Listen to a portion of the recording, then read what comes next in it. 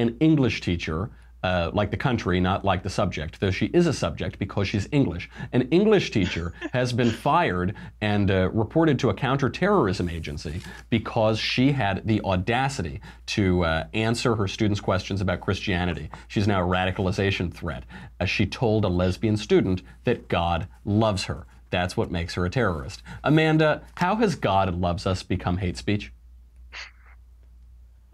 I don't know. I mean, they're in this report, in this write-up. Apparently, there's an atheist teacher who discusses his views openly, who has said some pretty crazy things. Apparently, he showed the children. I don't know how high school. I think I don't know how old like these high school these kids are, but he showed them a picture of like a naked woman or whatever. He was suspended for 3 months, and now he's back to teaching. And like that's just like a slap on the wrist. But if you have a religious person, so you see the extreme bias here, happen to say that they, hold certain views, and then tell somebody that God loves them, which apparently is harmful, they're out of there. It's another clear bias that we've seen here in the States over and over. And then, of course, it's really strong on college campuses. We've seen that with Ben all the time. Right. And Josh, on this point, does this show the silliness and maybe the ultimate futility of a hard separation of church and state? Do jihadis and Christian teachers who say God loves you pose an equal threat to the public? So you're talking about the story from the UK, correct? Yes. Where she was at a government-funded school, and she talked about her personal views. Well, she was asked about Christianity. She was, and she answered. She was asked about her personal views. Well, she is Christian. She is Christian, so Christianity is her personal view.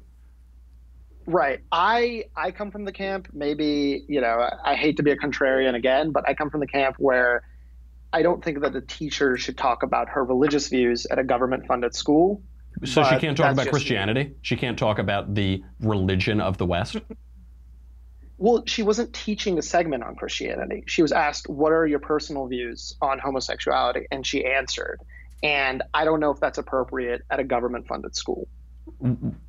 So should she have said, I'm sorry, you've asked a question about the Christian sexual ethic, and even though Christianity is the animating force of the West, even though it is the major world religion, I can't answer that question, because if I answer a question about Christianity, the coppers are going to come in and call me a terrorist. That's how we should run government schools? Look, this straw man, I agree. I don't think that she should have been reported to a counter-terrorism organization. That's obviously absurd. But at the same time, if you're teaching math or you're teaching, geometry, something else, and someone asks a question about your personal religious beliefs, then I think there's a time and a place for that. And from what I read, it sounded like she went on a tangent. And at a time when she didn't choose to go on a tangent, she was asked a question.